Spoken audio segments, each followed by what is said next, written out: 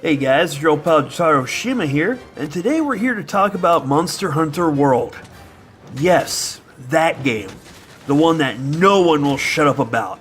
I've seen video after video after video after video about this game. It's either that or Dragon Ball Fighters.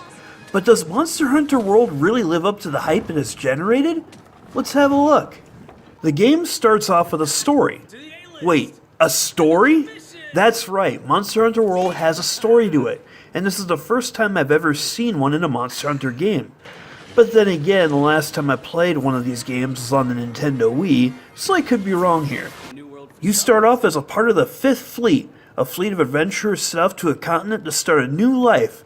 But just after you create your character, you're ambushed by a giant monster lava rock thing.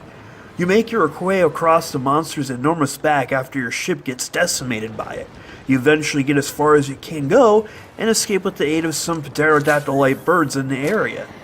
After landing on the island, you're taught the basics of running and hiding as well as a few other simple mechanics, like how to run, slide, climb, and hide from other monsters. After being ambushed by a monster way above your level, you eventually run into a veteran monster hunter that helps you out and guides you out of harm's way. And this is where the wow factor starts to come in.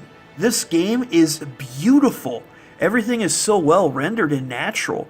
It really feels like you're in a whole new world.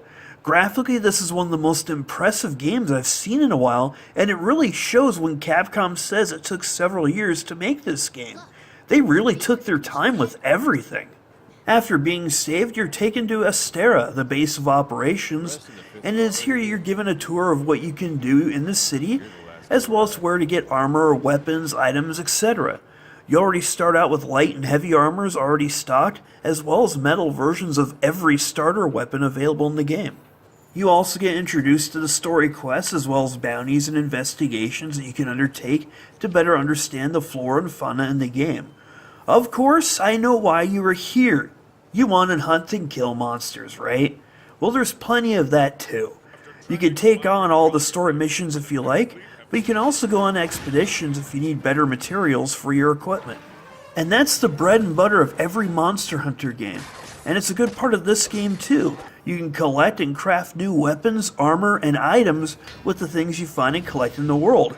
Obviously, the bigger game yields better materials, but pace yourself. This game can get brutal if you're not well prepared. The gameplay is not your typical hack and slash gameplay. You have to be very careful in how you fight.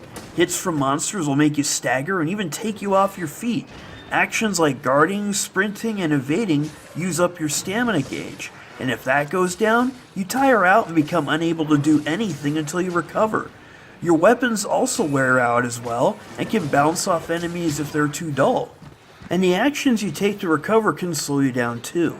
Sharpening your weapon starts an animation where you kneel down and use a whetstone to sharpen your blade. And if you get hit by a monster while sharpening your blade, it doesn't sharpen fully and you have to do it all over again.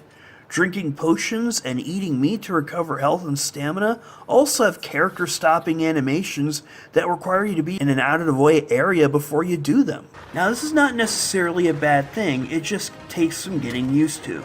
Also, reading the enemy monster movements play a more important role as well. Don't expect to go in slashing and bashing away and expect to win every time. You're often going up against a game that is typically a lot bigger than you, so you have to watch your movements carefully and decide when to strike. Of course, you could always just use a bow gun and stay a far distance away from the monster, but some of them move pretty fast for their size and can close a gap rather quickly. Of course, there are some improvements over the past Monster Hunter games. One of the ones that really stands out is the introduction of scout flies that can help you track monsters by tagging footprints and other leftovers. Gross. They can even highlight other useful items as well, and when you encounter a large monster, you can tag it on the map and the scout flies will lead you to it if it tries to make a run for it, or if you need to run for it, which you'll need to do if you're up against something a lot bigger than you can handle. Of course, there are also safe areas where you can hide from other monsters. Approaching them will show a prompt that will allow you to hide until the coast is clear, which is another useful improvement in the game. There is also the introduction of the Slinger, A slinger is basically a small bow gun that fits on your arm that also acts as a grappling hook.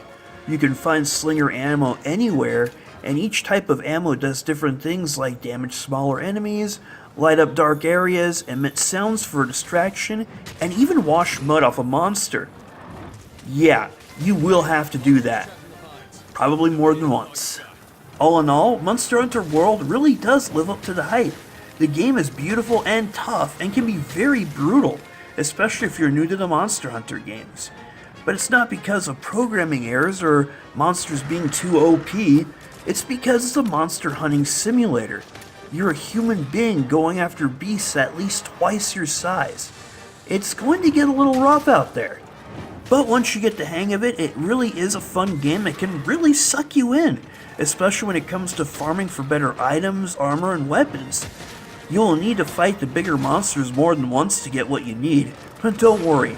Just remember to keep an eye on your health, stamina, and weapon sharpness, and make sure to be far away from the monster you're facing when replenishing any of them. I give Monster Hunter World a 10 out of 10. Thanks for watching. I hope you enjoyed this review, as well as the friendly tips I left for you beginning players out there. Please feel free to like this video and subscribe to this channel if you did. Until next time, this is your old pal Jotaro Shima. Peace out.